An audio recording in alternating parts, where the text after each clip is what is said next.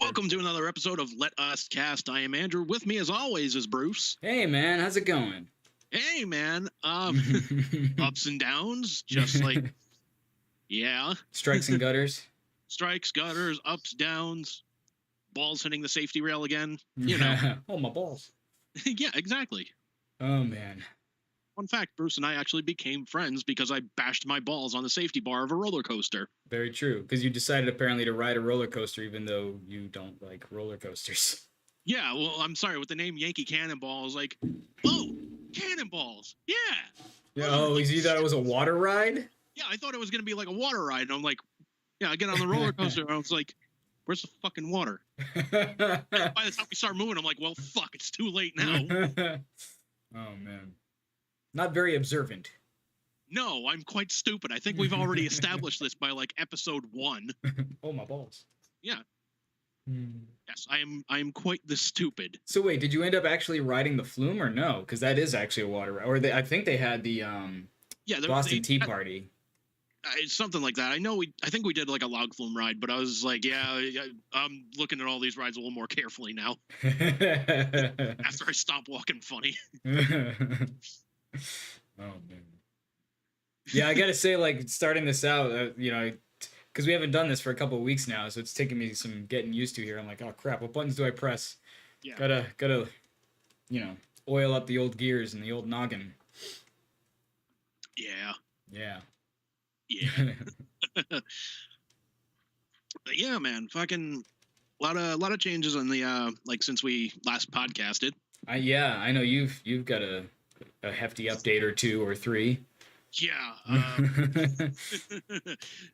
Like it's one of those things too. Like I don't know. Like should I go into it or hold off until like everything's like 100% finished, or like what should I do here? Like that's kind of what I was. That's kind of like what I was flipping back and forth about, because like, when I had talked about like getting fired from like ZLX, like it was 100%. It was done. Yeah. Like there was no like loose ends or anything like that. I guess I could kind of talk about the job. Fuck it. So yeah, I got fired. I love how you're like daintily walking around and then all of a sudden you're just like, fuck it, here we go. Fuck. Ow, my logic. But yeah, so I got fired. So I'll tell the story that, like, as much as I think I can tell, but so I recently went out on medical leave for depression, and I had talked to my doctor on like one of the last Fridays in like May, and like I thought I was going through the appropriate channels here. I told my boss, and my boss was like, "Oh no, I'm sorry to hear about that, but you have to go through HR." I'm like, "Well, isn't that your job as my boss here to like A?" But I digress. Yeah, I'll get into her in a second, but So I do a follow-up with my doctor on like early June, and we decide to extend it a little bit longer because he's going to the Philippines, so we can't do like a 2-week follow-up or anything like that. And the earliest appointment I could get with him was about a month later. So we're like, all right, let's extend this until he comes back. We do a proper follow-up. Blah blah blah blah blah. So I emailed that to one of the ladies in HR. I said, hey, he's going to be gone in the Philippines for about 3 weeks. I'll have an update for you, pending the follow-up with him. So they try and call me on June, according to their email, June 23rd and June 30th. And I don't answer because like there were moments like during that time that like I'm just like in bed just going like, what the fuck am I doing? Like I don't want to get out of bed, just not because like, hey, I feel like being lazy on a random Wednesday. This is like, what the hell's the point of me getting up? There's no point for me to get up. There's no point for me to walk around today. There's no point for me to do anything. Like I have no joy in doing anything. And it kind of scared me because like I went and saw the new Thor movie, and I was like in a place I should have enjoyed, a movie theater amongst friends. I was just like, what the fuck am I doing here? And I damn near had a fucking breakdown in the parking lot just going like, why the fuck am I here? Like, are they inviting me because I'm actually a friend, or is this just like a pity invite? Like almost like pity sex? Like, like, hey, we'll just toss them like an emotional mercy fuck. Oh man. Yeah. Depression sucks. So I damn near broke down. I was like, all right, you know what? I'm here. If shit gets any worse, I always have the option to just leave. So I was like, all right, go check out the movie. And it was like, I don't know. I don't know. I think I was just too focused on other things to even like really sit down and like enjoy the movie. Mm-hmm. And like, yeah, I was surrounded by my friends. I'm like, I can't fucking enjoy this right now. What the hell was the point of coming? That's basically what depression is, right? It makes it impossible for you to enjoy basically anything. Basically, it makes you question like your self-worth and basically question like everything. Mm-hmm. Like, and it all stems from, what is your value on your own life? Like, what is your value of your friendships? What is the value of yourself?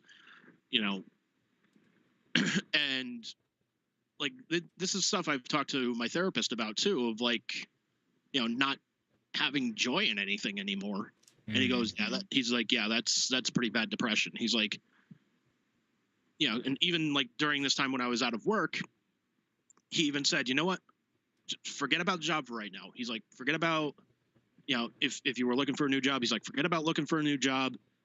Forget about your current job. He's like, just focus on something that gives you happiness. He's like, even if it's just like a little bit of happiness, like, he basically like made the equivalent of like, if somebody goes out and like they get like ice cream or something like that.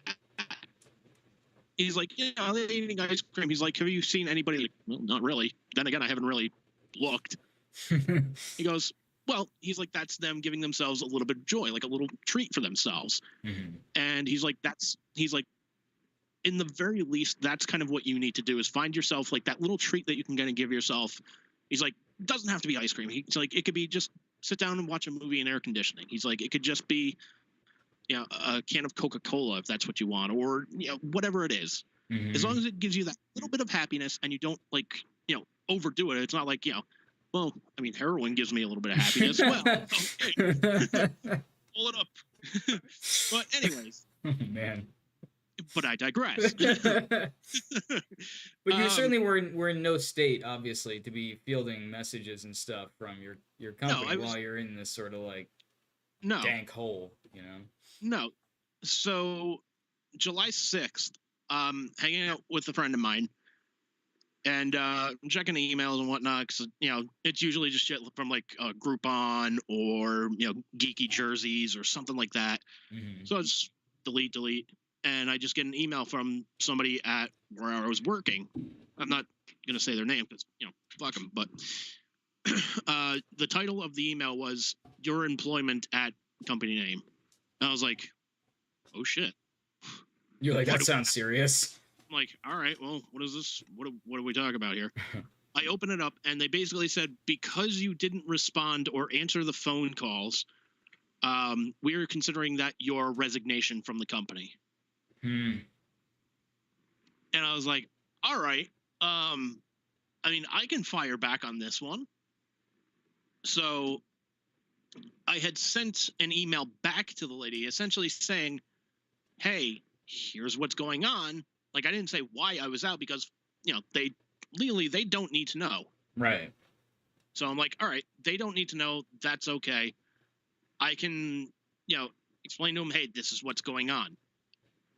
And so I sent back an email just basically saying, hey, I was waiting for a follow-up with my doctor. I have it tomorrow.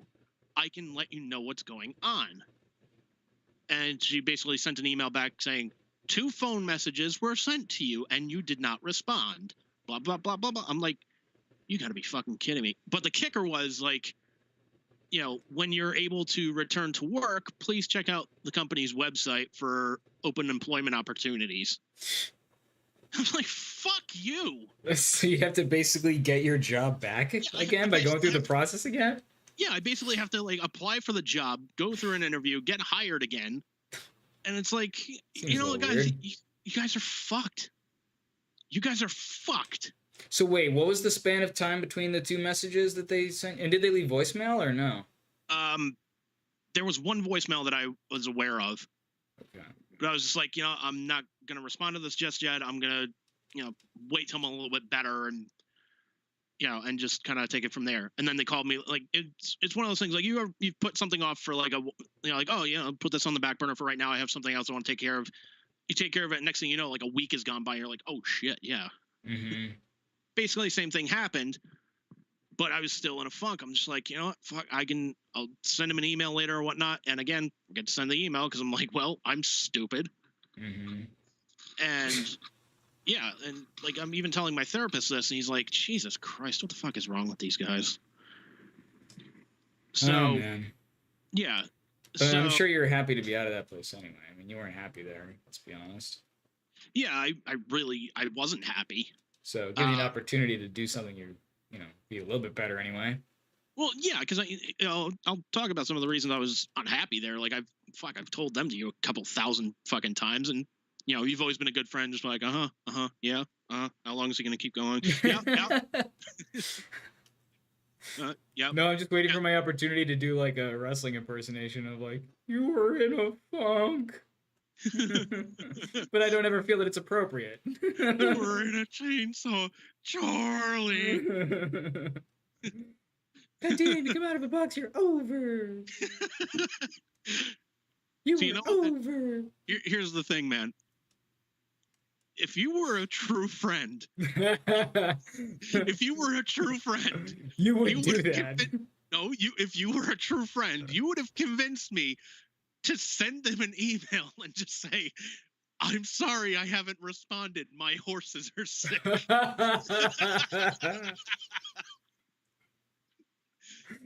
Oh my gosh. I can't come back. My horses are sick. Oh man, that's fantastic. Should I have gone that road or the Laurinaitis route of like, oh, I forget what the lady's name was. I'll just call her like Sue. Like, hey Sue, gosh, your muscles look big today.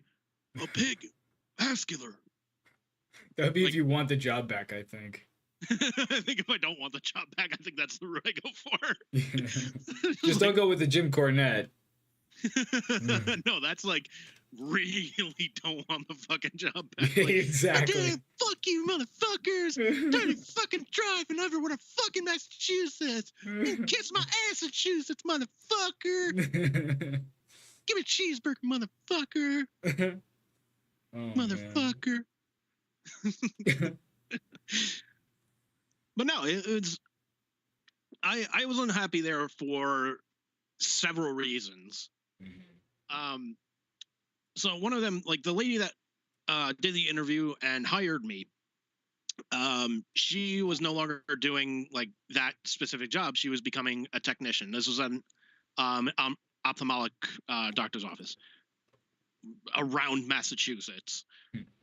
So she wanted to be a technician. It's like, okay, cool. So she's supposed to be training this lady to, take over the job.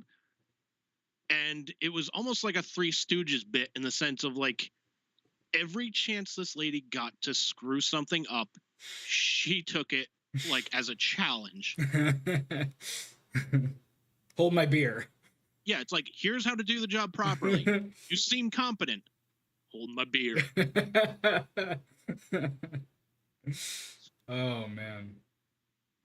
It basically turned into like, hi, I'm Johnny Knoxville. I'm your new job. Ding, ding, ding, ding, ding. Ding, Yeah. ding, ding, ding, ding, ding, ding. But one of the things that pissed me off to no end was like when I first like applied for the position and I was talking to this lady about getting hired. I was thinking like, okay, that's her direct number. Like that's the direct number for my boss. If I have any issues, I can call or text her, and there it is. Mm-hmm. Apparently not.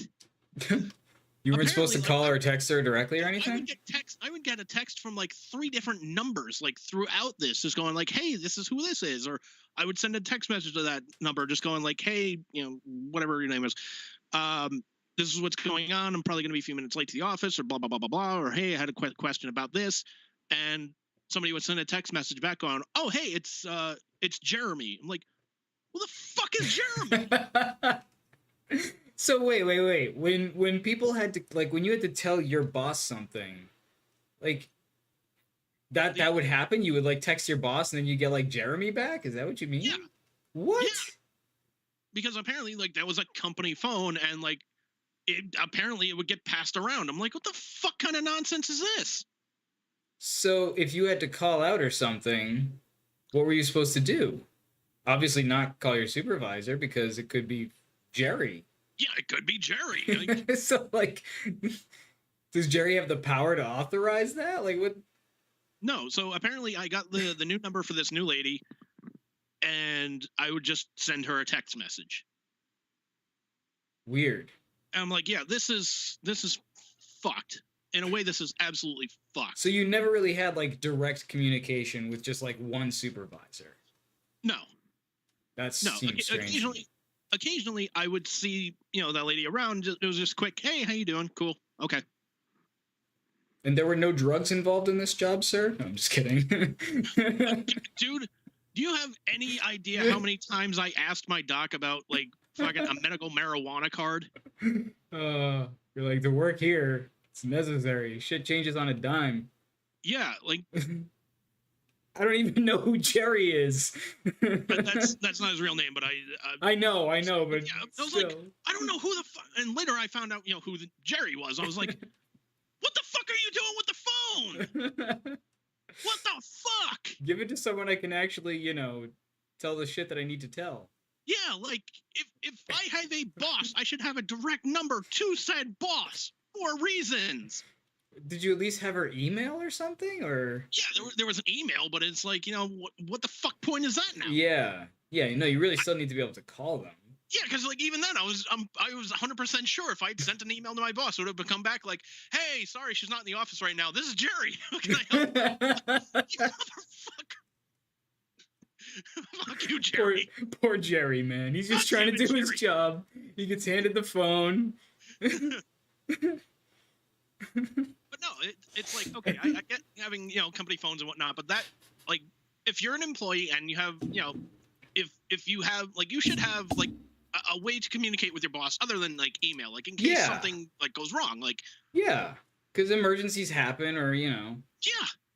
We used to have a policy at my job where you not only had to call your supervisor direct and, leave a message if you don't get through or whatever, but you also had to call the queue. I think nowadays they're just okay with you, like, they don't want you texting in, but otherwise, like, if you call, you can, like, I can call and talk to my supervisor pretty much any time, and I can talk to the manager above her anytime if I really needed or wanted to. And yeah, but like when I was at AAA, for example, They said, look, if you're not feeling well, here's the phone number you call.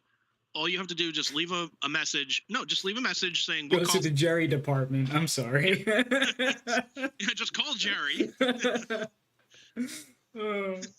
No, it was a number you call in. You leave a message, basically saying, your name, your supervisor's name, what call center you work in, and if you're going to be gone for the whole day, or if you're going to be coming in late, or working partial shift, or whatever have you. Mm-hmm. And then that was it. And I'm like, all right, cool, because it leaves. There's that separation of like, I don't have to talk to somebody really. Yeah. Like if I'm not feeling well, I don't want to talk to anybody. Like I'm. Like in a sense, like I'm just kind of like a wounded animal in the sense of like I just want to go off to the woods and fucking die. So just like leave me alone. That's usually how I am too if I'm not feeling good. It's like just leave me the hell alone. Just leave me alone. Yeah. You know what I usually do, funny enough, is I usually put on my old wrestling tapes. So like I'll lay down on the couch. Like if I'm really not feeling good, I lie down on the couch, throw on some old wrestling tapes, and usually I fall asleep. Yeah. I was gonna say, don't tell me you called Jerry. Like that motherfucker. I called Jerry. You just try and call up your doctor, like, hey doc, I'm not feeling too well, man. Like, what's can I get an appointment? Hey, sorry, man. The doc's out. This is Jeremy. So, hold on. Damn it, Jerry! How are you everywhere? God damn it, Jerry! Fuck off. Oh man. But yeah, man, like there was a lot that pissed me off about that job. Like the communication with management sometimes, the changing schedule, and they would never tell you what the fuck had changed.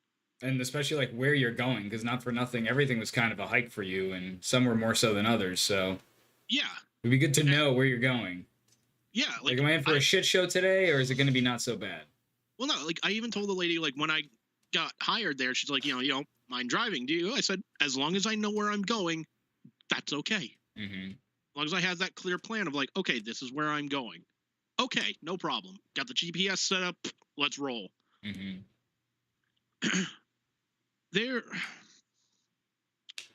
I'll tell you a couple stories. Can I tell you a couple stories? Tell me a quick story. Okay, so there was one time where they had me scheduled to go to the office in Easton. Mm-hmm. Like, okay, cool. Drive up to Easton. I'm supposed to be doing testing. Very fucking easy. Like, if somebody goes in there for like a picture of like their optic nerve and whatnot, they're in and out in like 5 minutes, unless they have to have their eyes dilated, which one doctor was a prick about it. Yeah, I still haven't forgotten that son of a bitch. Anyways, maybe you got like cut back on some of the chemicals or whatever. Used to die. Oh, now we gotta go dilate your eyes. That's 2 cents, baby. No, like some people were like, look, I don't want to have my eyes dilated because I have to drive home. Like I just, I don't have anybody else to drive me. Like, all right, cool. Yeah. So you mean like the patients were a pain in the ass about being dilated? No, like some of them were just like, all right, it's a valid reason. I have to drive home. I don't have sunglasses. Okay. Even though we have some at the desk you can take home, that's fine. I'm not going to force you to get dilated. I'll take those pictures and I'll send a message to the doctor. Hey, patient refused to get dilated. So they had me scheduled to do testing in Easton. I had checked this is on a Monday. I checked the schedule on Friday at like 4:30 before I left. And it said, Monday in Easton, you're doing testing. Okay, cool. No problem. I get there and they said, hey, what are you doing here? I'm like, what are you talking about? I'm scheduled to be here. I checked the schedule before I left on Friday. They go, oh, you should check it again. Turns out they changed the schedule, I think, sometime on Saturday when I wasn't even in the office. Oh. And I have no way to check the schedule at home. Oh. So now I've got to go from Easton to, I think it was either Weymouth or Bridgewater, but regardless of like, where the fuck it was, like the point was like you guys changed the schedule and you didn't fucking tell me. And at a time where you couldn't check it yourself. Like, if you have no way to check... Like, I don't have any way to check my... I mean, technically, I have a way to check my schedule at home, but do you really think I'm logging onto my work computer on the weekends? Like, no, I got better things to do, man. No, like, when you're... As far as I'm concerned, like, when I'm off the clock, that is my time. Yeah. Yeah, some people like, kind of get sticklers about that. Like, I'm sorry, but my time's very important to me. So like, Yeah, I'm out of there. I'm not in until the start of my shift, and I'm out at the end of my shift because I don't want to get caught on something and then, you know what I yeah, mean? Like, especially me, because sometimes I have to go to like lessons and whatnot. So like, I can't afford to be late. I have to leave at this time, otherwise I'm not gonna get to this lesson at that time, and that can't fly. no. So I mean, they would constantly fucking do shit like that. Uh, there was a time they had me go from I think I was in yeah, I was in Plymouth. I'm working in Plymouth, and one of the technicians come to me at lunch break. She says, "Hey, um, fucking fuckopotamus, whatever her fucking name was, for the new boss." Jerry, No, it's not. Jerry the fuckopotamus. Don't bring Jerry into this one. He has no place in this one. Fucking Jerry. Should have named this episode Jerry. We'll call the next one Jerry.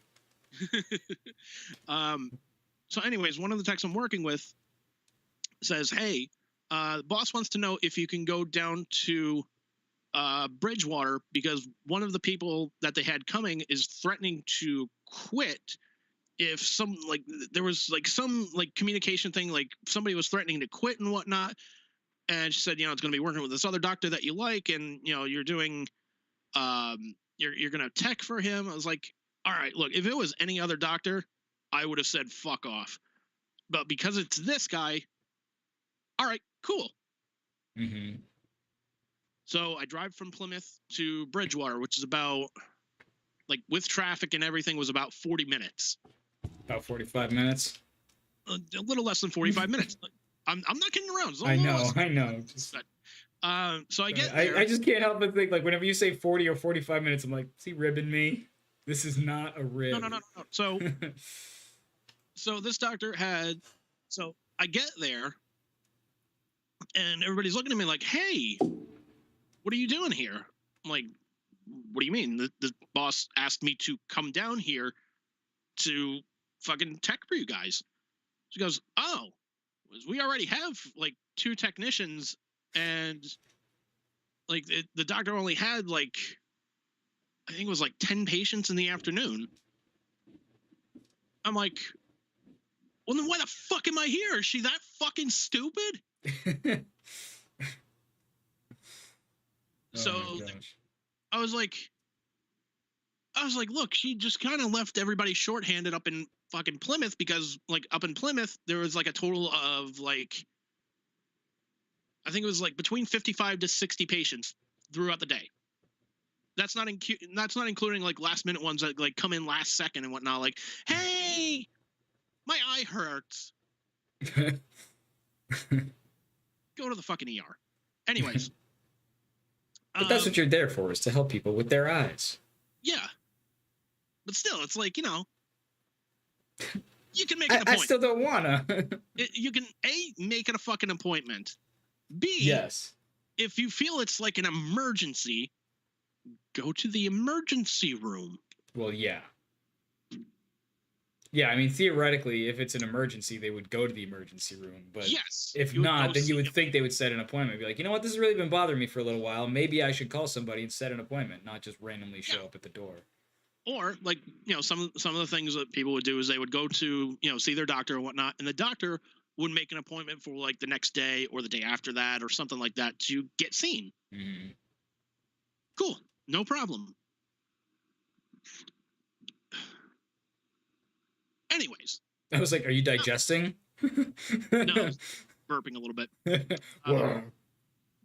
Anyway. Anyway, I digest.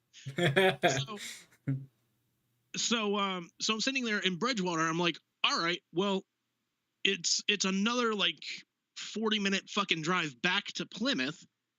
I'm wasting my fucking gas here doing this shit. Like, what the fuck am I doing? Mm-hmm. And they're like, well, as far as we're concerned, you want to just hang out here, fucking go for it. I'm like, you know what? I was told to fucking come here. I haven't gotten a message to go back. Fuck it. I'll hang out here, man. If you guys need me for something like, take picture or, visual field or whatnot, tell me, give me like 2 minutes, get it set up, and I'll be good to go. Okay, cool. So you basically got paid to like hang out for a day? I got paid to hang out there for like 3 hours. Nice. Yeah. Except it was probably boring as hell. It was boring as fuck. Yes, I'm not going to lie. But yeah, like fucking. Then later on, my former boss sends out an email basically saying, "Hey, can somebody explain to me why this doctor had 3 technicians when he only had 10 patients in the afternoon? That job could have been done by just 1 tech, and blah blah blah blah." And it's going off. So I basically sent back an email that was just like a gentle like, "Hey, nobody is at fucking fault here except for this fucking person." Mm-hmm. Saying like, "Look, this person told this technician that I was working with to send somebody down. They said because, Bridgewater is closer to my house, I should be the one to go." I was like, okay, cool. So I drive down there and find out they don't need me. I don't get a text message back from this fucking lady that sends me to, down there to come back. And it's basically, well, the doctor's going to have to pay for 3 technicians now. Why? What the? Why? Like, if I was doing something, sure, I get it, but I was not doing anything. If anything, this lady that sent me down there and did not ask me to go back, she should be the one to pay for that. Yeah, seriously. Like, that was another thing that pissed the doctors off. It was not only did they have to like essentially pay for their they had to pay rent for each room that they had used. So like if it was like the doctor and like 3 technicians, they would have to pay for 4 rooms. Mm-hmm. So they were a little pissed off about that because they're like, well, this is fucking bullshit. Yeah, being charged to use the room. I mean, like, how else? I don't know. It's weird. I don't know. This is what happens with big company takeovers. It's bullshit. So it didn't used to be like that before the takeover thing? See, is that what you're saying? Because you got on after the takeover. I went in, I came in, like, kind of like halfway through everything. Like, they were still making transitions and whatnot. But people I talked to before, like, the merger had happened, they were like, yeah, it didn't used to be like this. This actually used to be a good job before this happened. Wow. Yeah. That sucks. So, yeah, it does suck. It's fucking Jerry's fault, man. It's all fucking Jerry. Fucking Jerry. Fucking Jerry, man. I'm going to find him. I'm going to hurt him. But yeah, like they're...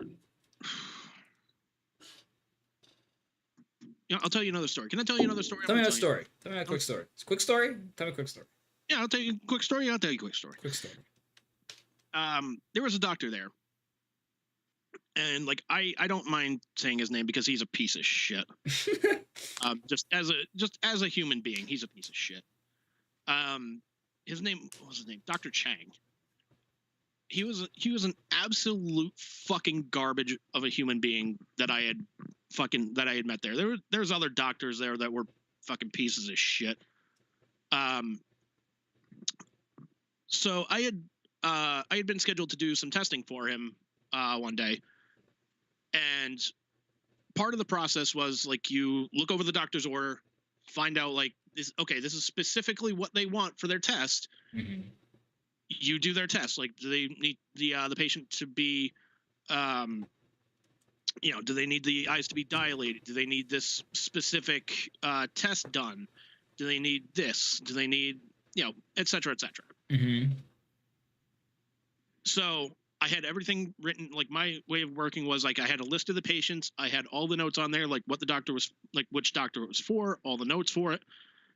And I go, okay, cool. Take the pictures of this one patient, and I'm working as a tech for one of the other doctors, I think, on this day. He comes to see me. Like, he comes into my room, like we're on a lunch break and whatnot, and he basically says, hey, you did the wrong test on this one.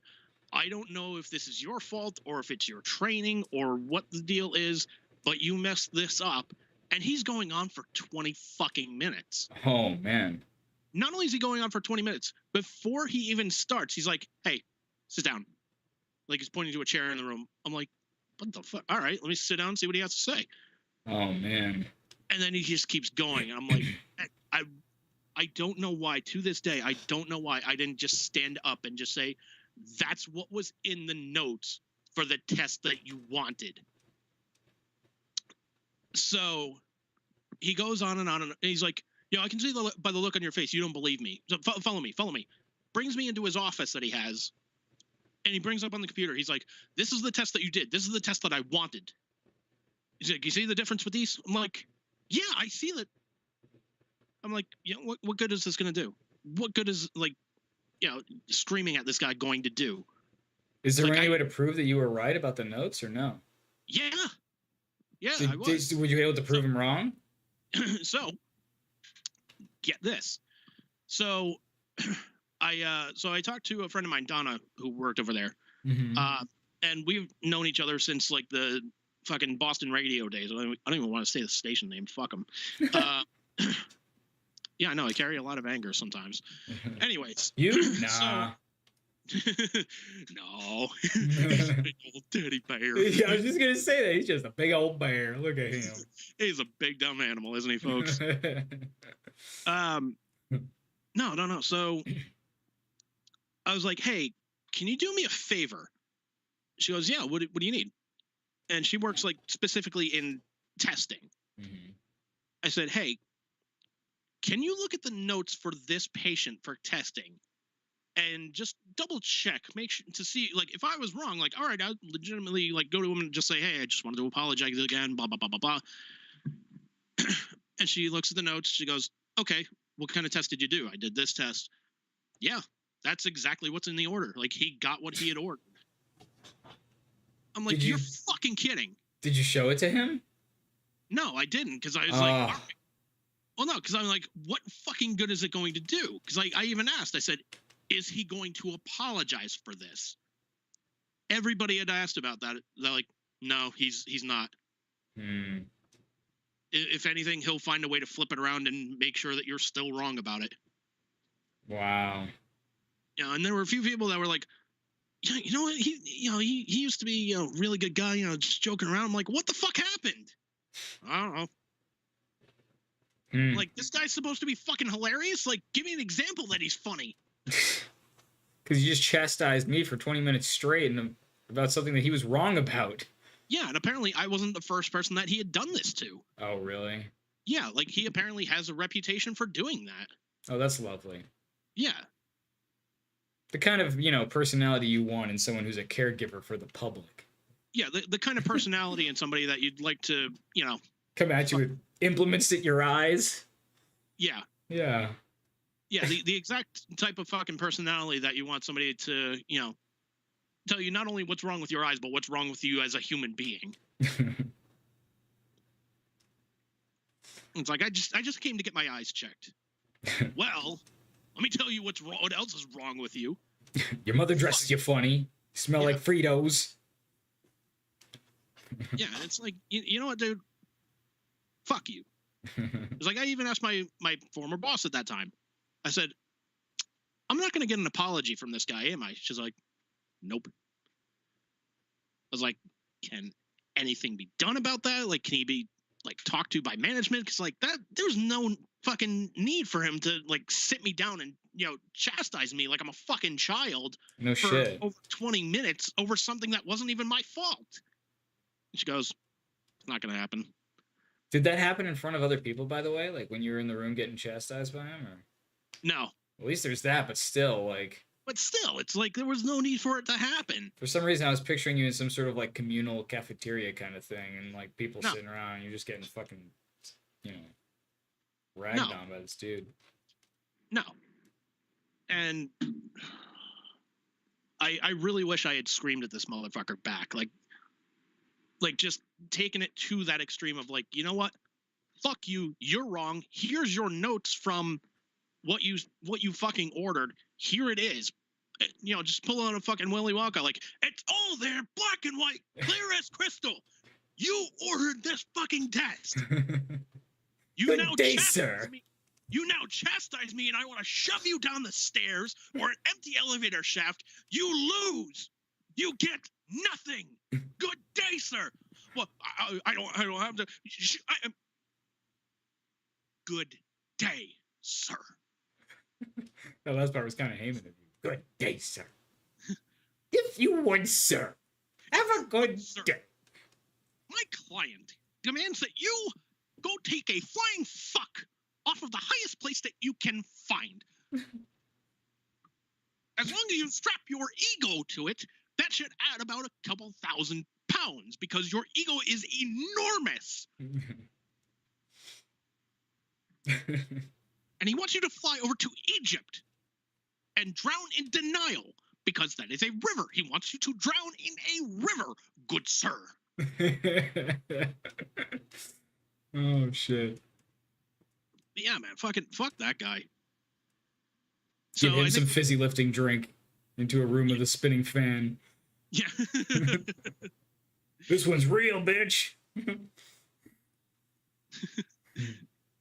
There's actually like this group of guys on YouTube. They actually like cut the like Willy Wonka film up into like a horror film, and it's like I've seen stuff shit, like that. That's fucking funny. That stuff is hilarious. Yeah, I love when they do stuff like that. Oh yeah, that's fucking great, man. But, or they go the other way where they make like horror movies look like a comedy or a romance or something. Like those are pretty good too.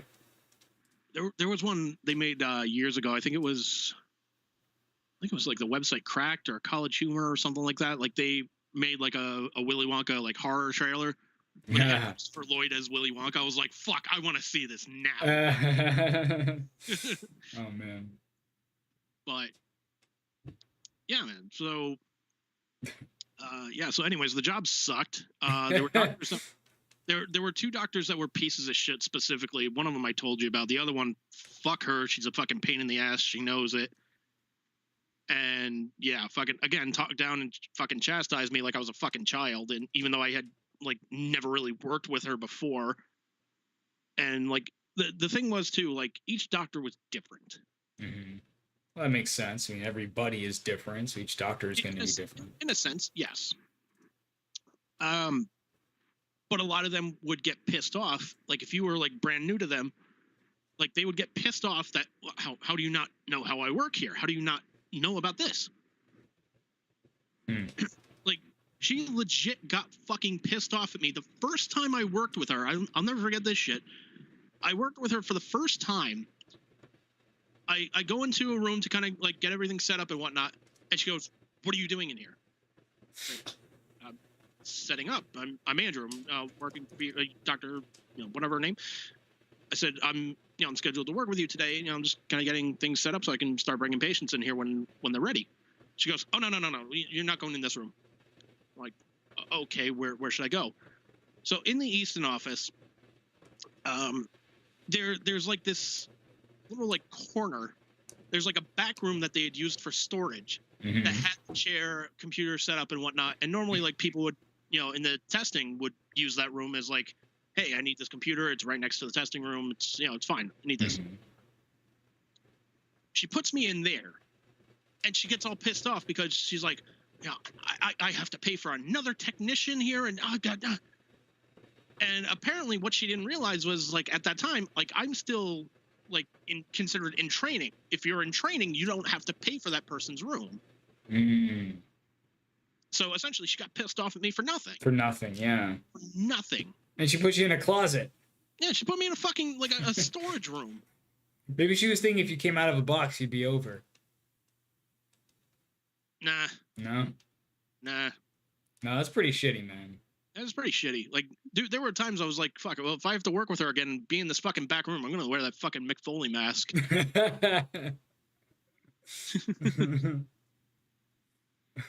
I would have loved to see that. Walk into an eye doctor's office and there's Mankind over at some random closet. You're like, what the hell? Yeah. So, oh, God, how funny would that have been? Like, just going to the room of patients like, Margaret Sanderson, follow me. Have a nice day. We're going to have some fun back here. Oh, shit. Yeah, like that would have at least made the job fucking fun and joyful. And they were just like, yeah, we don't want you to have fun here. We don't want you to do none. Well, to be fair, it is called work, sir. Yeah, still, like you want to make it a little bit fun so the employees like basically like what they're doing and want to come back. Yeah. If an employee is feeling fucking mentally, physically just fucking broken down, they're just like, what the fuck am I doing? You know, and like employees nowadays, like all they're hearing is like, hey, there's other jobs out there. Like people are hiring like crazy. Fucking job, we're hiring. Like, okay, so I have options. Make me want to stay here. Mm-hmm. You know, and it was just like, of course, then there's the constant problem of like, yeah, there's other people hiring, but like if you have any aspirations of moving out on your own anytime, like not for nothing, but the amount that a lot of people are hiring for is not necessarily enough to sustain yourself by yourself. You know what I mean? Like, yeah, things are tight. Like rent is high, cost of utilities is high, groceries, gas, like so many things cost so much money. So it's not easy, man. And that's kind of the thing too, is that like the cost of everything is going up. Like you said, rent is going up, fucking gas is going up. Well, gas is going down a little bit, but yeah, it is now. High. Like the cost of groceries are going up. The cost of everything is going up. But nobody's wages are really going up. Yeah. Like I saw a job. It was what was the title of it was hot sauce enthusiast. I'm like, my time is fucking come. Hark, I hear my calling. Hark the herald angels sing. Glory to the soy sauce king. Or sorry, hot sauce king. Not soy sauce. Oh man. You can use that one at church. I don't mind. Yeah, I'll play that on the bells for sure. Actually, funny enough, not to divert too much here, but I actually had so during the summer. You're diverting a lot right now. What? You're diverting a lot right now. I know. All right. Long story short, a 100-year-old woman told me she liked me playing the bells today at church. There's the skinny. Well, I mean, you know, you didn't have to go that far off a topic. You're like, you didn't have to shorten that much, but shit. Yeah, really? Like, this isn't fucking Reader's Digest. You want to tell a story? Tell a quick story. Go ahead, tell a story. Well, I started to tell the story, and then, you know, you didn't let me tell the story, so I stopped telling the story because I didn't think you wanted to tell the story. You want to tell me a story. You're just like, hey, I don't mean to, you know, to branch off a little bit here. You didn't tell me you wanted to tell a story. Can I tell you a quick story? Let me tell you a quick story. I think that ship has sailed, sir. Treat this podcast like your child, Bruce. What are your intentions? Sit down, son. Let me tell you a story. Once upon a time, the end. Yeah, like as long as you don't like Bruce Springsteen the fuck out of it, man, go for it. Tell stories. Yeah. Like, 3 hours later. Yeah, it's like 3 hours later. So I'm sitting on the docks, and this guy comes up to me and says, "Hey, Bruce, I got a question. I need some advice on how to murder a man." And I had to sit there and think about it and just go, well, here's what I'd do. I would tell him a story. Long story about longshoremen in New Jersey. Working on the docks, you know, blue-collar guys. And when he wasn't looking, I would stab him in the back of the head with a chicken. What the a taxidermy chicken that I'd gotten from a friend of mine, because one day, a friend of mine said, "Hey, Bruce, I got this taxidermy chicken." What the hell? What are you, Mitch Hedberg now? Yeah, exactly. Like I said, as long as you don't Springsteen the fuck out of it, go for it. Tell the fucking story. Tell the fucking story, Bruce. Oh my gosh. What have you learned? I've learned to tell the story, apparently. Great googly moogly. Not Springsteen the fuck. Not Springsteen. Once upon a time. Oh God. There we go. Strap in. God, here it goes. Once upon a time down at the docks. I was born in the USA. I started dancing in the dark. Okay, I'll tell you something, man. So I was at the docks one time, and it's my buddy Tommy. Tommy used to work on the docks. I didn't catch that for a hot second. That was Union good. now is supposed to protect him. Been on strike all day. He's down on his luck. It's tough. Can you imagine? Trust me, Bruce. It's tough. So tough. So tough.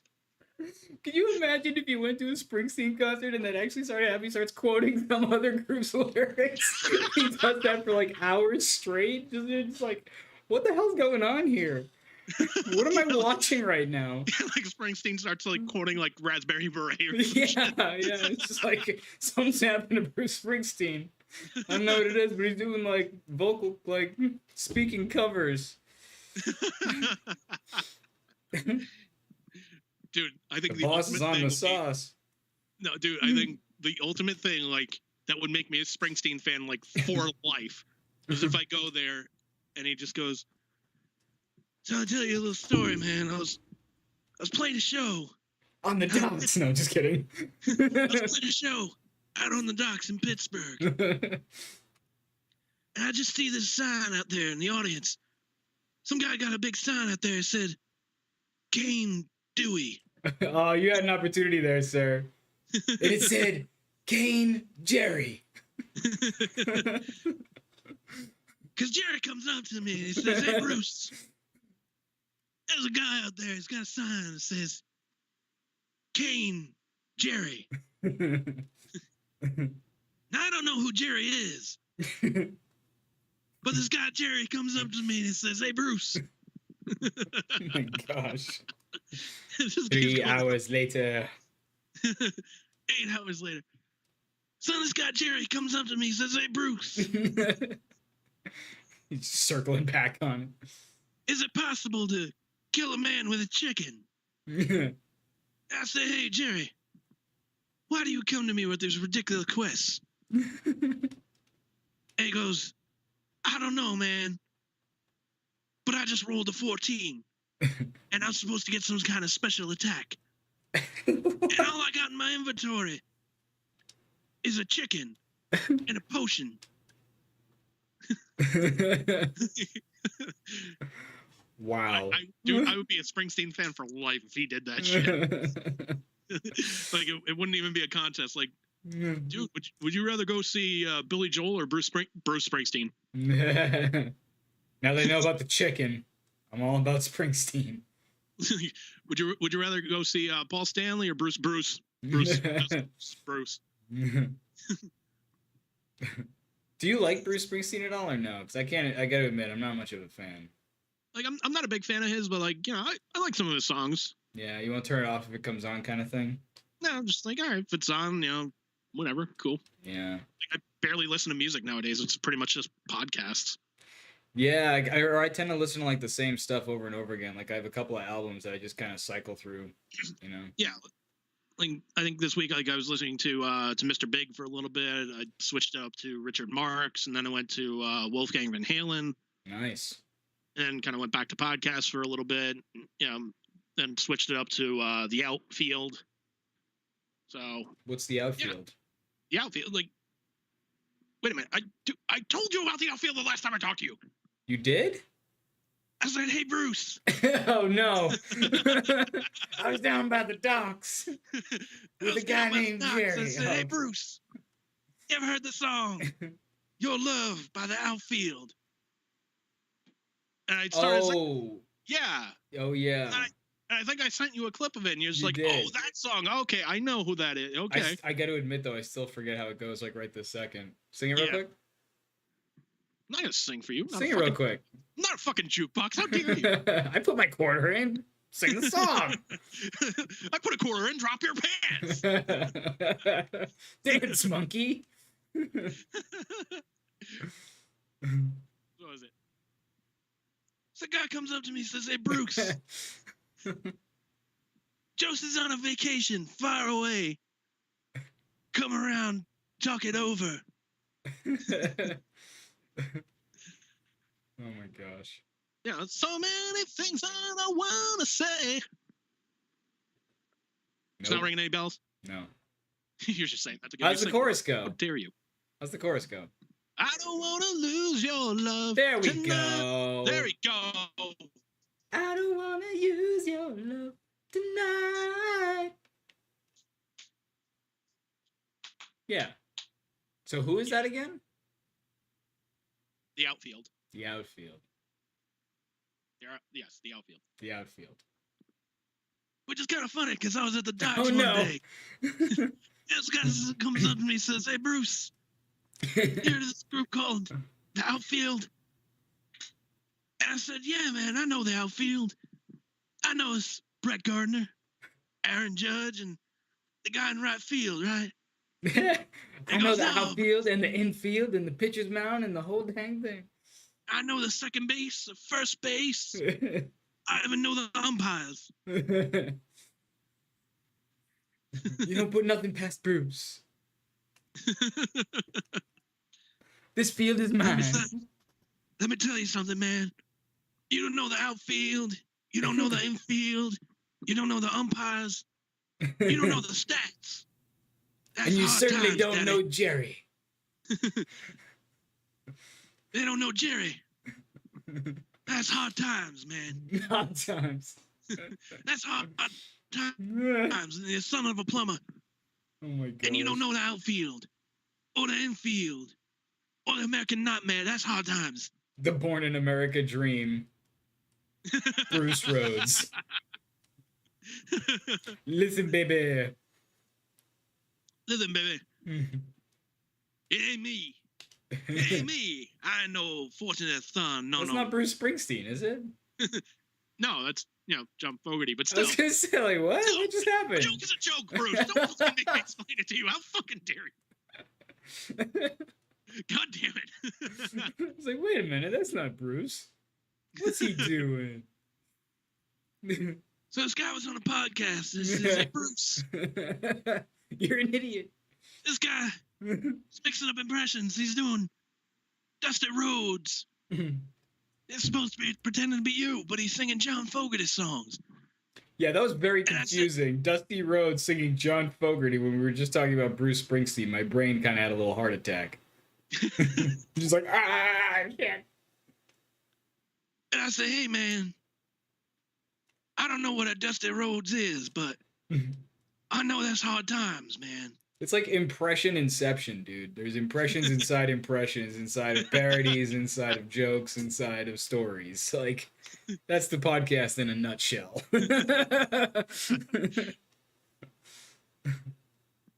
And lots of, well, you know, innuendo.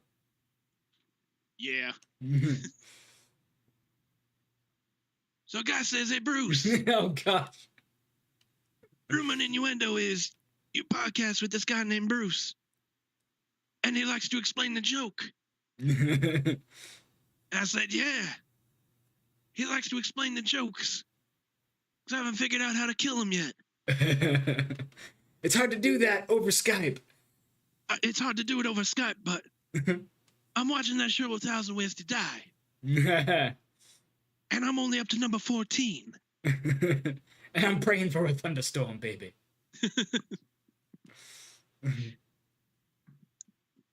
Because I just want to go up to him, man, and just go, before his last dying breath, just look at him and just go, hey, man, you will never forget the name Oh my gosh. Springsteen. Springsteen. Oh god. Oh, that's amazing. That's wicked impression inception though, right there. You just went deep. What was that? You will never forget the name Spring Dust. Spring dust. Call your doctor. Spring dust is right for you. Yeah, right. Antihistamine. Do not take when pregnant. Do not take when taking bumps. Do not take when talking to Bruce Springsteen. Do not take when talking to Jerry. If you or any Jerry that you know. If you have a Jerry lasting more than 4 hours. Contact Jerry. Contact somebody. Chances are it'll be Jerry. Oh man, if you have a Jerry lasting more than 4 hours. Oh God. Fucking Jerry. Oh. So, anyways, I've been talking this whole fucking time, man. What the fuck's going on with you? Not a whole lot, man. Not as much as you. Oh, I'm still dying over here. Holy shit. I mean, we announced last time, I think we announced that I was in another relationship now. So I think we did, yeah. so hello to Steph, because I know you're watching right now. So hello, and I love you. She's probably sending you a text message. My God, do not ever let me meet this asshole. What did I sign up for? I don't even know who Bruce Springsteen is, but I already hate him. I'm sure she knows who he is, but probably not Dusty Rhodes or Probably not, but still. It's like, guy came up to me and said, okay. "Hey, Bruce." She sure as shit don't know Jerry. I don't think anybody wants to know Jerry. Oh, man. But it's weird because one time Bruce came up to me and said, "Hey, Bruce. It's Bruce Session. I'm Bruce. I'm talking to Bruce." I said to myself, I say, "Hey, Bruce squared." But no, man, not much going on with me, honestly. Just been working, teaching, doing lessons, hanging out with Steph, and yeah, man, just keeping busy. Trying to get a lot of recording done lately, since I've had some more time at home and shit. And yeah, so I got a lot of guitar actually recorded. I got the drums, I think, done, unless I have to do retakes, which I might. I'm not sure. We'll see. But yeah, I've got a good starting point for sure. I've got a lot of guitar done, so making some good progress, man. I mean, that's it? Like, you got nothing? Like, no funny stories? Like, hey, I tripped and fell into a cupcake. No, actually, I don't. I mean, I have a story about, Dunkin' Donuts chicks giving me attitude today, but it's not funny. Not really attitude, just like, I don't know, they made me kind of feel like an idiot, which isn't hard to do. No, I was going to say, shit, you do that to me on a weekly basis. I don't mean to make you feel like an idiot. So this guy comes up to me and says, "Hey, okay. Bruce,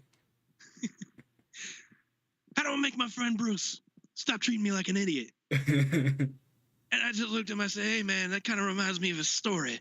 I forgot what the story was. Oh, God. But in the end, I just said, "Well, you know what? You're just going to have to kill your friend Bruce." But I still can't do it over Skype. Still can't do it over Skype. So that's why you should drive up there. Get him come outside his house. And just run him over. Either that, or if you want to be stealthy and have a little bit funny, you can dress up like an RC plane, like one of those planes you can control with a controller. What the hell? You know what I'm talking about? Stick with me on this. You get one of those things, and you dress it up like a chicken. Oh, God. Nobody expects a flying chicken. No one expects the Spanish Inquid chicken. I said, "Hey, Bruce, stop interrupting me." You're getting the chicken, boy. And that's when you take the chicken, you fly it right in the side of his head. And that's when the guy from whatever TV show it is, he comes up and says, "Looks like he just got a little head." Yow! Was it worth it? Was that worth it? A Dick Wolf production. Oh my gosh. Yeah, man. Fuck. Anyways, like going back to the job thing, like things have kind of worked out now. Like I do have another job I'm going to be starting soon. So I was gonna say, do you want to share the silver lining here instead of just bumming everybody out? Talk about Jerry. Jerry used to work on the docks. Jerry was a race car driver. He drove so goddamn fast. No, man. Like I was gonna say, have I bummed everybody out this whole fucking time with the whole Bruce Springsteen thing? Like, let me tell you, man, this depression ain't kicking my ass. But you know what? I got a song about that. 3 hours later. I got another song that reminds me of that song. It goes like this. 5 hours later.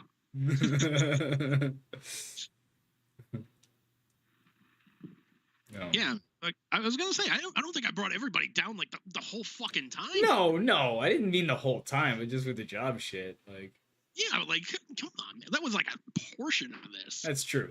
Then we got on to Springsteen and Jobs come and go, Bruce, but Springsteen, he only comes on the podcast once, maybe twice in a lifetime. Podcast schmodcast. Yeah, man, fucking. But yeah, so I started a new job. Let's see, what is today? The 17th. Yeah, so I started the new job like next week, and I'm going to be a courier for a medical lab company.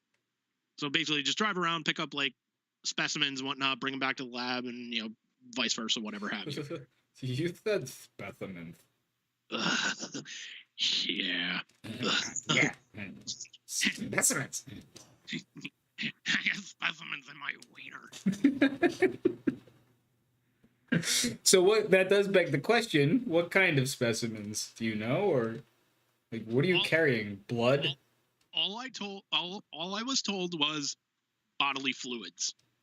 Okay. And I'm like, well, that's a wider range of different things. That is plasma. That is blood. That is semen. That is piss. That is diarrhea. That is bile. Spinal fluid. That is brain fluid. That is. Oh. That could be there. You really think so? I don't know, man. I'm trying to think. Are there any fluids that I'm leaving out here? Steph, help me out here. You think she's a nurse? No, but maybe she knows something. Oh my gosh. She's got to be a smart girl. She's going out with you, right? Yeah, look at me. I didn't say she had taste. Ah, okay. Fair enough. Besides, it could always be worse.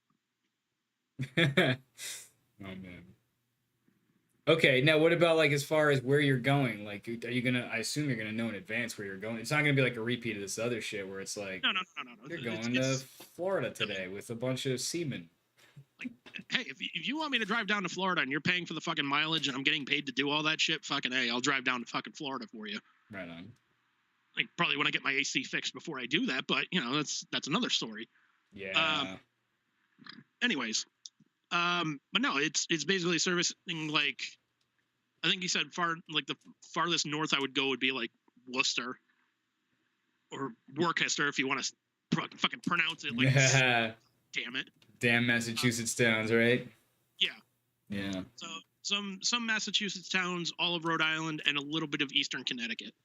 Yeah. And he's like, you'll have a specific, set route and whatnot. You'll have to work a Saturday every now and then, like every couple of months or something like that. Which he said your chance, like some guys come in at like 9:30, get done with their shifts by like 1:30. Oh, nice. Okay. Yeah. So I'm like, all right, cool, no problem. So yeah, man, fucking yeah. So new chapter, I guess, starts on Monday. Love it, man. Love it. Love it, man. It's good news, sir. Yeah. The thing I'm a little pissed off about though is like I applied for a job at Community College Rhode Island, and it was a job as a teller at their bursar's office, like a financial aid office, I guess. And like I applied for that job. I think it was like late May, early June-ish. I've been checking that application every day, and it's still under review by the search committee. Oh wow!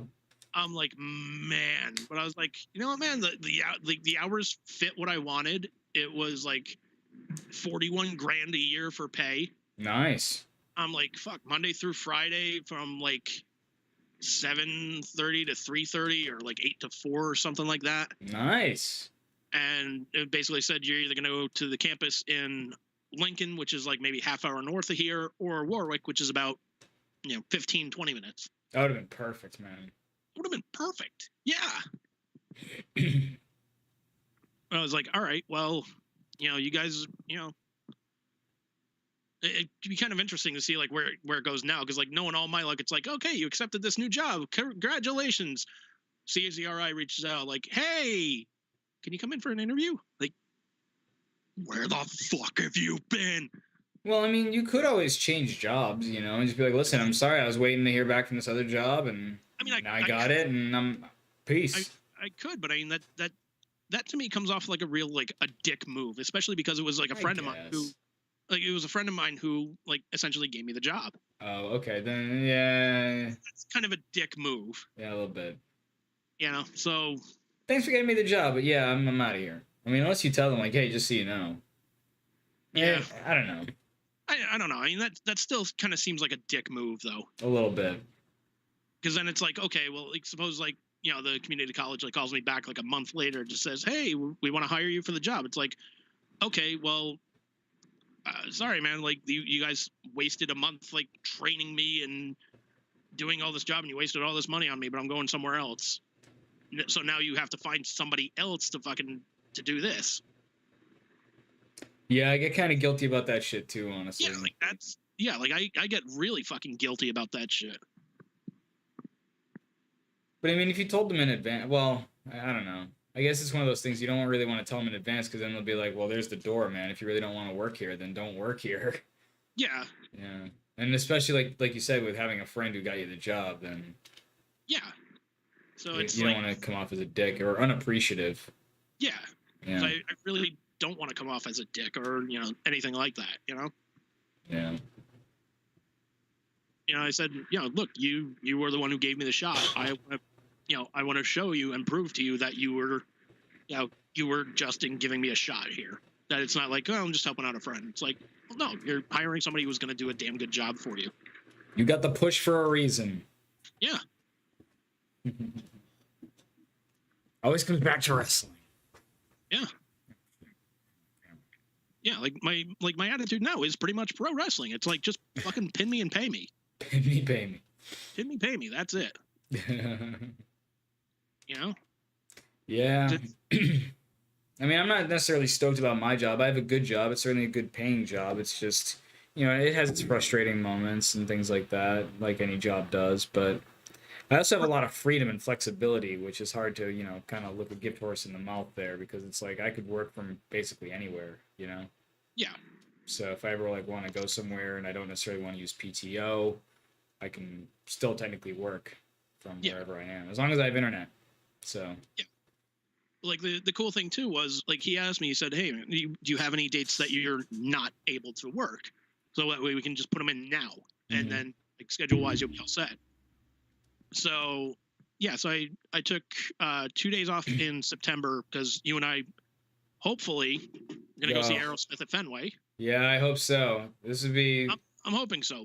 But if it doesn't happen, it's like, okay, I understand, you know, because Steven Tyler back in rehab. It's like, give him all the fucking time that he needs. Right. You know, like, hell, any member of that band, if they need fucking time, give it to them. Like, Joey Kramer's wife died recently. Oh, yeah. Yeah, it's like, dude, give him the fucking time that he needs. I forgot about that. Yeah, man, that sucks. And especially, like, wasn't he was kind of going, because the band mentioned at some point of, like, them playing without him. So he was kind of going through some shit at some point, too. Yeah, he was going through some shit, too, recently, like a couple of years ago, I think. Yeah. Because they were saying, like, he wasn't fit to be in Aerosmith. It's like, what? Not fit to be in Aerosmith? Like, what's wrong with him? Yeah.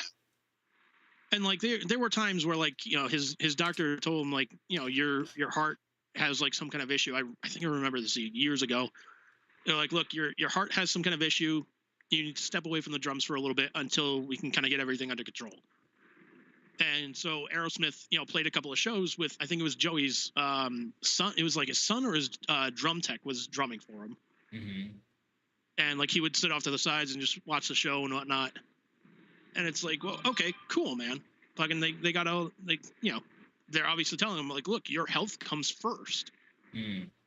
But I also remember he fucking tried to sue Aerosmith. I think it was like 2 years ago or something like that, because they were like, he wanted to keep drumming for the band and they wanted to do something else, or like they were saying like he was fit to perform in the band or something like that. Yeah. I think it got dismissed if I remember right, but you would think so. If they're going to be playing together now, you'd think they would have buried that.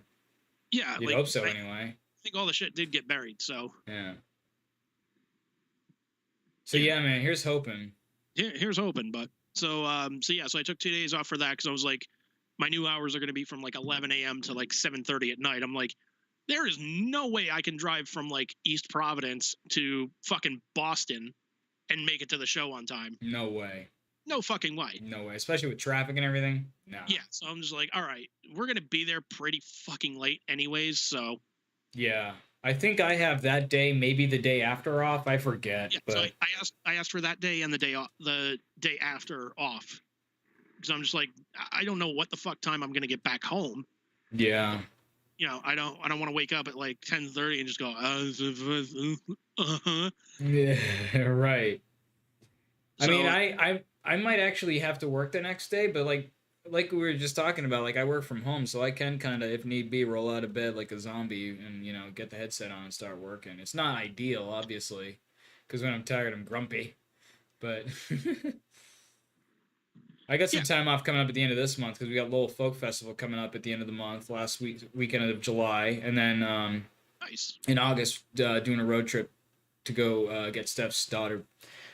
So we got, and actually next weekend, Steph and I are going up to Hampton for a little bit. So yeah, we got some time off coming up, which honestly, like, I'm really, really stoked about. I feel like I've been kind of going kind of hard. I know phrasing, but I feel like I've been, they say burning the candle at both ends. Well, I feel like I've had like an X of a candle and I'm burning it at 4 of them. So I just kind of need to like take a deep breath. So you need some time to step away. Yeah. And nobody should give you a shit about that, man. It's like, no, thankfully they're not. I mean, the only thing that does suck is like at my job, there's a policy where only one person can have the day off at a time. So there was at least one day where like I requested the day off and they wouldn't let me. It was to do like some DMV shit. She's like, no, you can't do that, but you can do the next Monday. And I'm like, or whatever it was. She like let me choose a different day, and I was like, okay, no problem. So I mean, it wasn't a big deal.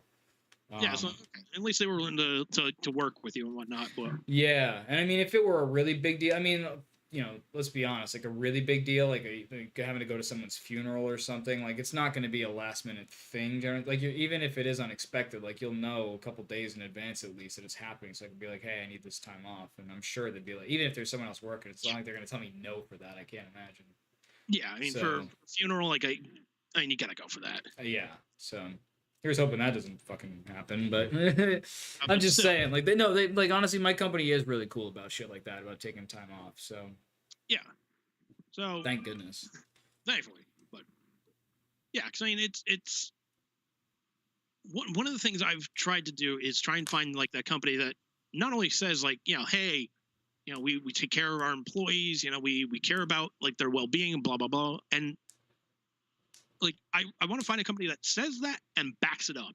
You know, because like pretty much like a bunch of companies that I've worked for, you know, they're like, yeah, we take good care of our employees, blah blah blah blah blah. And then it's like, hey, there's an issue with this. What do you want us to do about it? That's a lot of companies though, because it's like, you know, well, something. All the layers of crap you have to get through just to get to someone who could even kind of remotely make an impact. That's usually the problem there. Yeah. You know, you're just a small, you know, rung on the ladder of the company. So it's, you know, for you to be making noise is like, they're just going to shut you up. You know what I mean? It said, hey, Bruce. Oh, God. You're just a board on the pier, man. You just let people walk all over you, man. And just, you gotta stand up, give somebody a splinter every now and then. And if that doesn't work, if you're a splinter, you got 4 turtles and no ninjutsu. You can take care of the issue. I love how Bruce Springsteen is apparently also like insane. He just goes on like, I said, if you don't got a splinter, you ain't got the turtles. And it's just like, what the? How did we get here? Because I'm Bruce fucking Springsteen. And I approve this message. I approve this message. Oh my god. Yeah, man. Fucking. Well, good luck on your new venture, sir. I was gonna say the Springsteen impression. I think good luck on your Springsteen impression, sir. Hey, man. Let me tell you something. A little story. Can I tell you a little story? Tell you a little story. Now listen up. She's a razor shop. She keeps a motor clean. And believe me, she's a lovable teen. She's got looks that kill. That kill. She got the looks that kill. That kill. Oh my gosh, dude. And she said, "Hey, Bruce." Oh god. Oh my gosh, what the hell? Let me tell you about the chicken again. Oh gosh. Where's the chicken? Yeah. Hey, Al. Oh no. I got the chicken over here. And it's dressed up like an airplane. Because I want him to feel like, you know what, man? He's going to reach for the sky. And he's going to fly. What the hell are you talking about? I'm talking about the chicken who plays tic-tac-toe and never loses. He's famous. Hey, man. Let me tell you a story about a chicken dressed up like an airplane. Okay. He was famous, too. He's famous, too. And that's the story. And that's the story. Once upon a time, he's famous. The end. Once upon a time, I was sitting in a McDonald's in a drive-thru, and I got some chicken nuggets. And I said, man, wouldn't it be great if a chicken was dressed up like an airplane? And it had the confidence to reach the sky. And so I threw the chicken nuggets out the window. And unsurprisingly, they fell right back down again. So I dressed the chicken up like a plane, man. I said, hey, chicken. Mr. Cluckingsworth, as he was called. The hell? He said, yeah, Bruce, what's going on? And I said, hey, man, I'll dress you up like an airplane. I want you to reach the sky because I believe in you. I believe you can fly. I believe you can touch the sky. Think about it every night and day. Spread your wings and fly away. Oh my gosh. I see you running through that open door. Oh. And you know what happened to that chicken later on, man? Not only did that chicken fly, he believed he could be other things too. And I caught up with that chicken later on that day, man. Because later on, I went back to McDonald's. I ordered more chicken nuggets. And there he was. Little chicken nuggets dressed like little airplanes. What the? That chicken came full circle because he believed in himself. What the? What just happened? You know, all of that was worth it. Oh my gosh, dude. I'm just gonna say, I'm gonna go back on this video. I'm gonna fucking save a screenshot of you. Just go, what the fuck? And that's gonna be your new call ID. Yeah. Like, what the fuck are you doing? I'll tell you what I'm blathering about, man. The Bruce has chicken looking like planes, man. I said, hey, Bruce. Oh, no. The chickens are not the issue here, man. Yeah. I'm talking about drawing a line on the pier, man. Across this line, you do not. And by the way, Bruce, chicken is not the preferred nomenclature. Flightless bird, if you will, please. Flightless bird. Oh my gosh. Multi-purpose meat puppet, if you will. Multi-purpose meat puppet. Tasty paperweight. And I said, Bruce. And another guy popped up. He said, I am the walrus. And I just looked at him. I said, shut the fuck up, Jerry. V.I. Lenin. V.I. Lenin. Vladimir Ilyich Ulyanov. And that reminded me of a story. He said, man, if a chicken can will it, it is no dream. Theodore Kluxel. Theodore Herzl, State of Israel. If you will it, dude, it is no dream. State of Henhouse. Theodore Kluxel.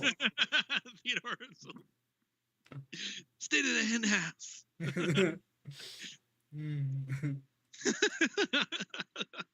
If you cuck it, it is not a dream. He said, hey, man, if you cook it. If you cuck it? If you cluck it, they will come. Like, Bruce, that's Field of Dreams. I know, man. Wouldn't that movie have been better with chickens? Yeah. I think everything would be better with chickens. I mean, look at Superman. Superman's awesome. But I think Batman would be better as a chicken. Striking fear into the hearts of criminals. As a chicken. Dressed up like a bat. What the hell? I'm just picturing like a chicken spray painted black. What I'm saying, Bruce, is I like chicken nuggets. The long short of it here is I like chicken nuggets. I like chicken nuggets. Oh my gosh. If you got a problem with chicken nuggets, shut the fuck up, Jerry. I got 2 words for you. Cluck it. I got 2 words for you. Spicy nuggets. Oh my gosh, dude. This is what happens. This is, I think, the weirdest we've gotten on this podcast in a while. Oh god. Is it really any different than like anytime I like call you up and leave like a voice message and whatnot? It's just like, yeah, it's true. Motherfucker, call me back, motherfucker, piece of shit. Or you're Paul Bearer or something. Oh yes, call me back, you son of a bitch. Oh yes. Oh man. Under Brucer. Brucer. I'm tired of playing phone tag with you. I should start saving those, man. I'm like compiling them together into a big list. But so, like, did I tell you what my drum student does? No. Hannah? So she has this. Last time I saw it was like a minute and a half or a minute and 45 seconds. It was almost 2 minutes long. She records herself and I think other people, but mostly herself farting into her phone. And then she edits it together, so it's a song of just farting for like a minute and a half. You would get along great with her. Where is said video? It's not a video. It's all audio. Well, where is said audio? It's on her phone, I believe. It was at this point I looked at him and I said, "Hey, Bruce, I'm a little disappointed with you, man. You held back a little bit." And you teased us with a fart song. I wish I had it, dude. If I could share it, oh my gosh. I said, "Hey, man, I love fart songs. I love fart songs. I love fart songs. I've been waiting for the new Nickelback to come out anytime, man. How the hell we'd fart up like this? I've been tired of that Justin Bieber fart. I think his farts are past their prime." I think she should make that little song like a secret song on the first album that she records, you know? Yeah, she's got to be careful if like she doesn't shit herself. Otherwise, it's like a little shitty ditty. A little shitty ditty. Ding ding ding ding ding ding ding ding. Magnum Farpus.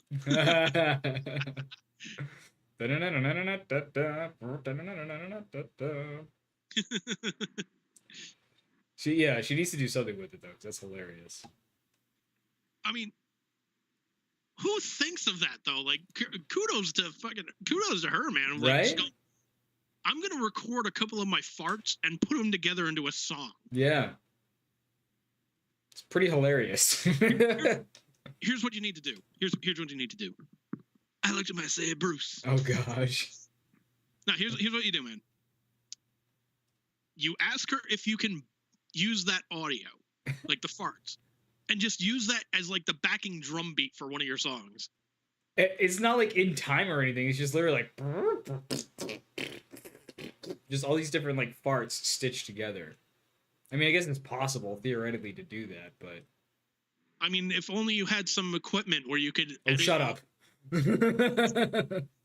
see where you're going with that. It was at that point I foisted my petard on him. And he looked at me and he said, "Hey, Bruce, I don't know where this is going." Actually, did I tell you the funny story about the last student I had with that, or the last lesson I had with that student?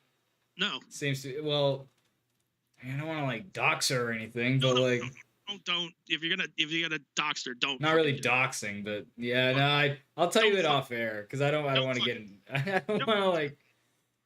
It is Seriously, man, funny though. It is funny. She's don't- hilarious. put your fucking student down like that, man. How No, fucking... I'm not putting them down. It's a funny story. Yeah, it's a funny story, but don't fucking embarrass them like that. No, it's not embarrassing either. But I still, yeah, I'll just tell you off air.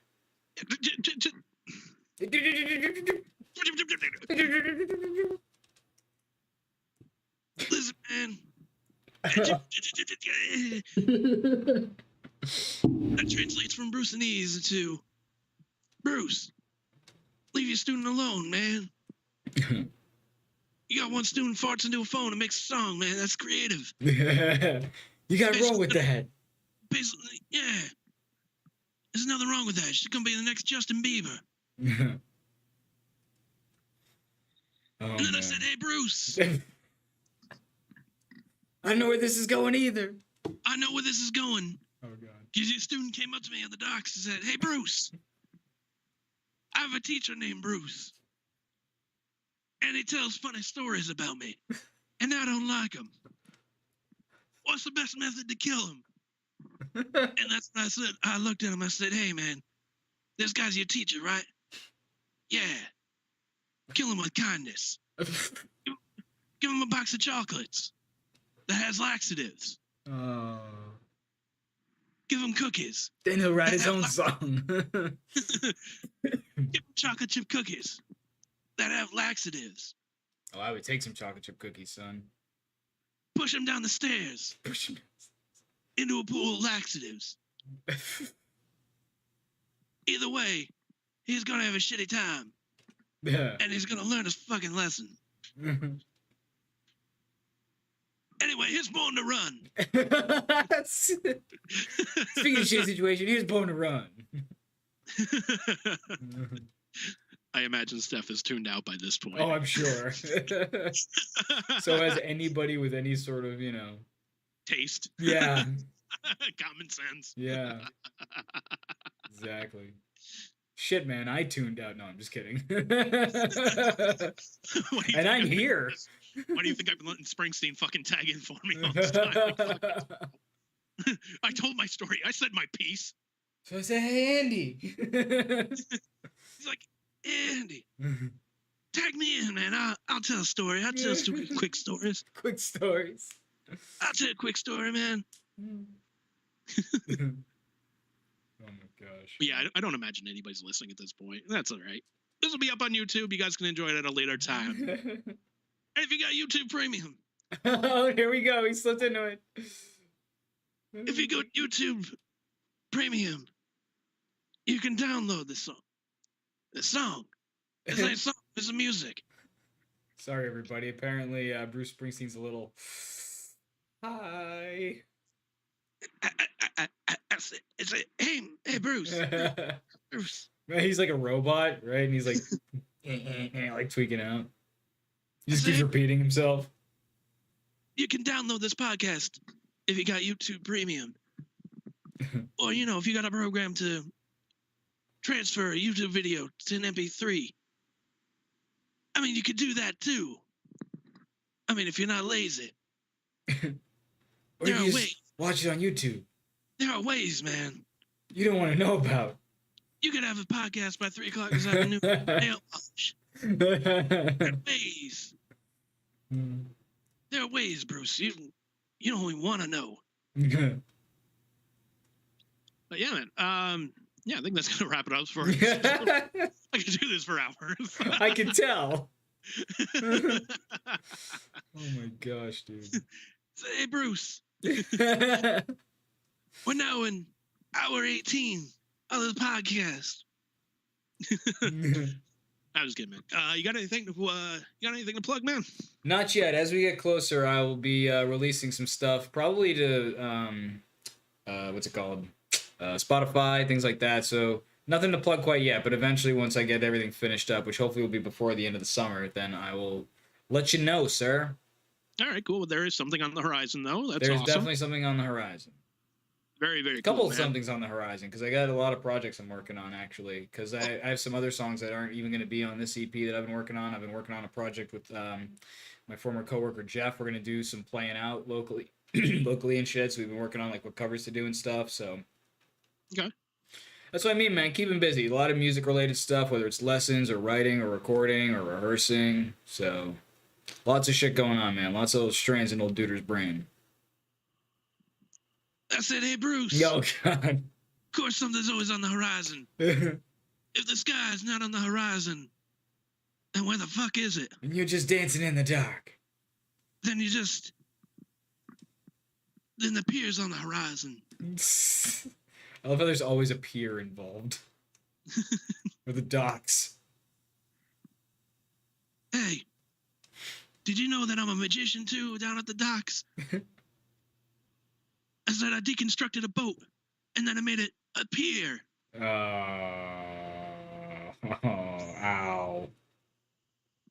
I gotta go lie down now. Eat shit, that was creative. I gotta lie down after that one. Just like, fuck, man. I make no apologies, because I'm Bruce Springsteen. And I approve this message. I approve this message. And I approve this dad joke. Oh. The dad's everywhere. The dad's everywhere.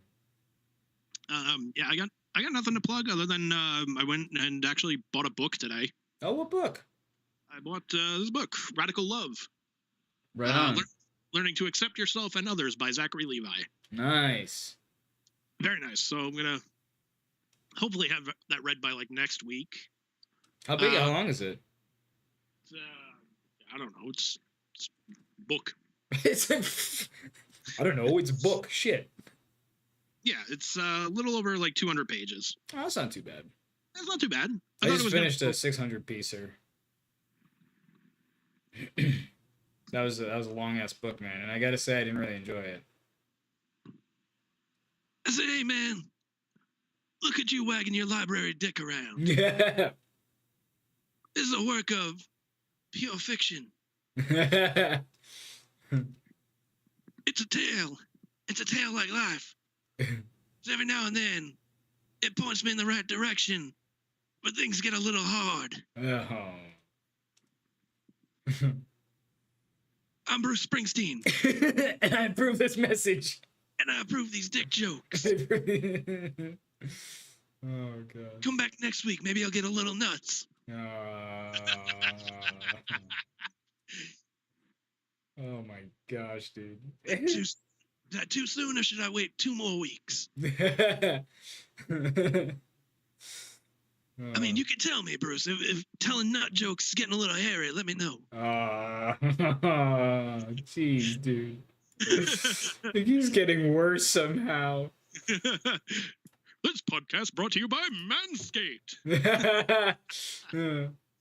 If only we had a sponsor, man. That'd be sweet. Yeah, that would be, man. Pay us. Pay us to be this ridiculous. We'll hawk your shit. I think first we need listeners, sir. Yeah. Yeah, otherwise we're hawking to nobody. I mean, we're hawking to each other. I guess. Hey, man, you know what you should buy? What? Bruce Springsteen's new album.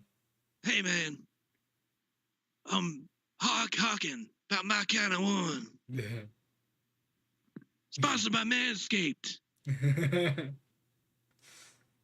Let me tell you, man, I was out at the pier. Trying to shave my balls. I'm tired of my balls looking like a jigsaw puzzle after I shave, man. I want them to look nice. I say, hey, man, you gotta get yourself manscaped. All right, it's like a little lawnmower for your nethers. For your nethers. Now, from one brother to another, let me tell you, man, I know life gets a little hard. And sometimes you gotta shave around it, man. Shave around. You gotta be gentle. Use a lotion.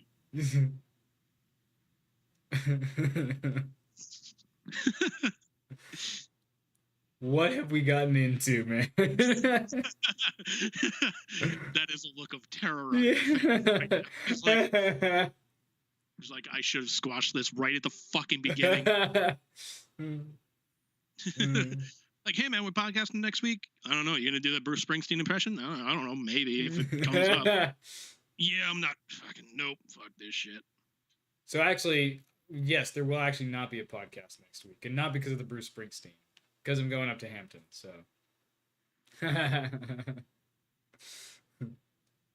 said, hey man, I'm not amused right now. I'm not amused. I'm not amused. I feel my jokes are wasted. They were young jokes too, man. So that makes this a teenage wasteland. Oh yeah. Oh yeah. Oh my gosh, dude. Did you smoke something before this podcast? Like, what the hell happened? I wish that would have an explanation as to what the fuck is going on here, instead of like 1,000 ideas in my head. Like, hey, you know what would be really fucking great? Bruce Springsteen covering "Don't Always Have to Fuck Her Hard" by Tenacious D. Oh man, yes. Hey man, you don't always have to fuck her hard. In fact, sometimes that's not right to do.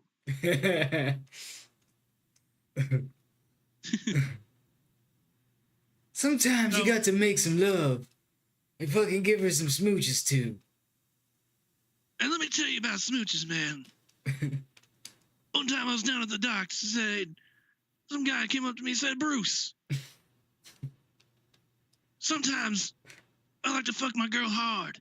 And I looked at him and I said, well, I'm assuming you like it that way because you didn't like fucking her soft. I'm assuming it didn't work. You see, Bruce, that's a joke. Stand up and pay attention. Huh? That's right, I said, stand up and pay attention. Stand up and shout. Man, I had to bring the movie Rockstar into this. Yes, I did. God damn you. Oh, shit, man. So on that note, man, you got nothing to plug. I got nothing else to plug. Who knows, man? Maybe we'll see you all down the road. And I think this talks of Bruce and I going to that Comic-Con. When I see people in costumes that come up to us and say, hey, Bruce, you like my costume? I said, man, that's a costume of a duck. Of course I love it. I want to stand on it. I want to stand on it, give advice. People come up to me and say, hey, Bruce, how do I know when an avocado is ripe? I say, hey, man, I don't know. I never touch the stuff. And I think that shit's illegal in Jersey. What the hell? That's going to do it for us, everybody. So we're off next week. We will see you the week after that. Yes. I think. Shit, I don't know. Bruce Springsteen's got me all fucked up, man. I don't know. I don't even know where I am. Shit. Okay, for fuck's sake. Okay, do you want me to do another different impression to kind of fucking like end it off on not on Springsteen here? I'm a little afraid to say yes. Just go with something, man. Shit. Go for it. Go for it. I don't know. Fucking give me something. What do you want? Mark Hamill. Mark Hamill. Mark Hamill. I can't do a fucking voice of Mark Hamill. Like, you know the voices I can do. This fucking guy. Paul Bearer. Oh, yes. Bruce is bringing me out one more time. Under Brucer. Or Brucer Taker. Brucer Taker. I said we'd end this podcast with a bang, but I gotta tell you a story. I was on the docks. Hey, Bruce. Hey, Paul. I said, Uncle Paul, what can I do about my family life? And I said, hey, man, my gig. Quit cutting up my gig. Yeah. So anyways, I told the guy, Get off my dock. Get off my dock. And not only that, man, but I fucked the Undertaker's mom. And she gave birth to his baby brother. And I burned the house down. And I made the Brewster Taker thinking that his brother was dead. And he came back with a voice box. And that's when he said, oh, yes. What the hell? I take a small bow. Don't patronize me. Ass. All right, man. That's going to do it for us this week. We will catch you guys in 2 weeks. And stay cool to each other, man. Indeed, man.